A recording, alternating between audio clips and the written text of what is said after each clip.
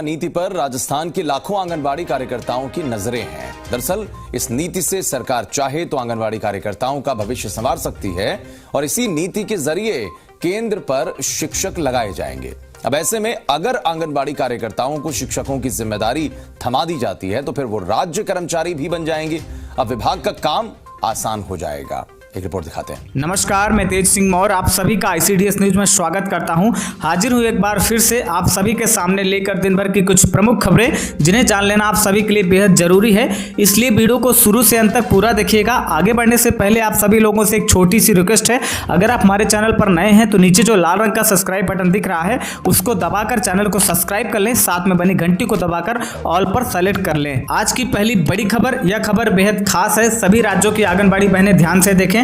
Breaking news, राष्ट्रीय शिक्षा नीति से आंगनबाड़ी कार्यकर्ताएं बन सकेंगी शिक्षिका, यह होगी शिक्षक बनने की योग्यता और ट्रेनिंग पीरियड। यह खबर 23 अक्टूबर को देश के जाने माने मीडिया संस्थान जी न्यूज के राजस्थान पोर्टल पर छपी है और आपको एक रिपोर्ट भी दिखाएंगे। आगे बढ़ने से पहले वीडियो को एक लाइक अवश्य कर दें। राष्ट्रीय शिक्षा नीति पर राजस्थान के साथ साथ देश की अन्य राज्यों की आंगनबाड़ी कार्यकर्ताओं की नजरें हैं। इस नीति से सरकार चाहे तो आंगनबाड़ी कार्यकर्ताओं का भविष्य संवार सकती है। इस नीति के जरिए केंद्रों पर शिक्षक लगाए जाएंगे। ऐसे में यदि आंगनबाड़ी कार्यकर्ताओं को शिक्षकों की जिम्मेदारी दे दी जाती है तो वे राज्य कर्मचारी भी बन जाएंगी। दूसरा, विभाग का भी काम आसान हो जाएगा। आपको बता दें कि देश में राष्ट्रीय शिक्षा नीति लागू होने के बाद आंगनबाड़ी कार्यकर्ताओं की उम्मीदें राज्यों की सरकारों से बढ़ गई हैं। इस नीति के तहत कार्यकर्ताओं को आसानी से राज्य कर्मचारी बनने का मौका मिल सकता है। इसके साथ साथ किसी माथापच्ची के बिना महिला एवं बाल विकास विभाग को आंगनबाड़ी केंद्रों के लिए अनुभवी शिक्षक में मिल जाएंगे। इसलिए लाखों आंगनबाड़ी कार्यकर्ताओं की नजरें देश की राज्य सरकारों पर हैं। सरकारें राष्ट्रीय शिक्षा नीति पर क्या फैसला लेती हैं? नई राष्ट्रीय शिक्षा नीति के तहत आंगनबाड़ी केंद्रों पर शिक्षक लगाए जाएंगे।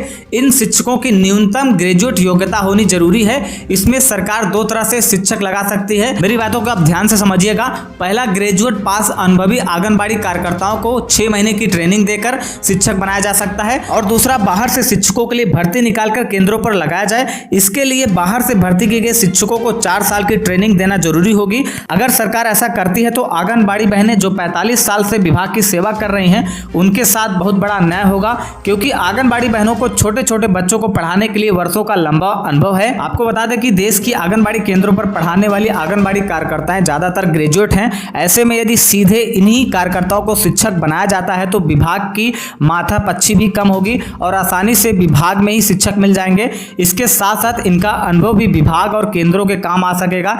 यदि बाहर से शिक्षकों की भर्ती की जाती है तो वह खर्चीला भी अधिक होगा और समय भी अधिक लगेगा। इसलिए आंगनबाड़ी कार्यकर्ताओं की मांग है कि अनुभवी और पढ़ी लिखी कार्यकर्ताओं को शिक्षक बनाया जाना चाहिए। आपको बता दें कि राष्ट्रीय शिक्षा नीति लागू होने के बाद अब तक महिला एवं बाल विकास विभाग ने कोई नीति इस संबंध में अभी तक नहीं बनाई है। ऐसे में देश की लाखों कार्यकर्ताओं को सरकार और ICDS विभाग से बड़ी उम्मीद है। जल्द से जल्द सरकार नीति बनाए ताकि आंगनबाड़ी बहनों का भविष्य संवर सके, उनका भविष्य सुरक्षित हो सके। आइए अब आपको जी न्यूज की एक रिपोर्ट दिखाते हैं। राजस्थान में 62,000 आंगनबाड़ी केंद्र है, जिसमें लगभग 1.5 लाख आंगनबाड़ी कर्मी हैं जो इससे प्रभावित हो रहे हैं। उसके अलावा जो ये एनटीटी लगाए जा रहे हैं उसमें भी है ना वर्करों के पास एक्सपीरियंस है, लेकिन एनटीटी दूसरे लगाए जा रहे हैं, जबकि इन्हीं को लगाना चाहिए जो क्वालिफाई है या फिर उनके पास एक्सपीरियंस है। अदर डिपार्टमेंट से लेके वर्करों में से ही लिया जाना चाहिए।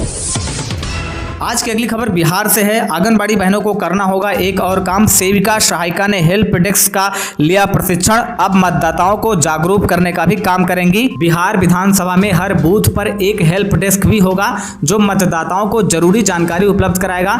इस हेल्प डेस्क पर आंगनबाड़ी सेविका सहायिका की प्रतिनियुक्ति की जाएगी। गुरुवार को नगर सरकार भवन के सभागार में आंगनबाड़ी सेविका सहायिका को उनके कार्य को लेकर प्रशिक्षण दिया गया। प्रशिक्षक में शामिल सरकारी अस्पताल के BCM आलोक कुमार और सुमन श्रीवास्तव ने आंगनबाड़ी सेविका और सहायिका को प्रशिक्षण देते हुए कहा कि उन्हें किसी भी स्थिति में पक्षपात जैसा कुछ भी नहीं करना है, ना ही किसी को किस पर वोट करना है या बताना है। हेल्प डेस्क के रूप में वह मतदाताओं को मतदान की प्रक्रिया को बताएंगे, मतदाता को उनकी स्वयं की मर्जी से मतदान के लिए प्रेरित करेंगे। प्रशिक्षण को लेकर सेविका और सहायिका उपस्थित हुई। आज की अगली खबर उत्तर प्रदेश के कन्नौज से है। महिला शक्ति केंद्र ही नहीं है तो कैसा मिशन शक्ति प्रोग्राम। सरकार तो लखनऊ में बैठकर बड़ी बड़ी घोषणाएं तो कर देती है, लेकिन जमीनी हकीकत कुछ और ही होती है। आइए अब आपको पूरी खबर बताते हैं। कन्नौज जिले में 17 अक्टूबर से 9 दिनों तक चलने वाले मिशन शक्ति प्रोग्राम में महिला शक्ति केंद्र नहीं दिखा।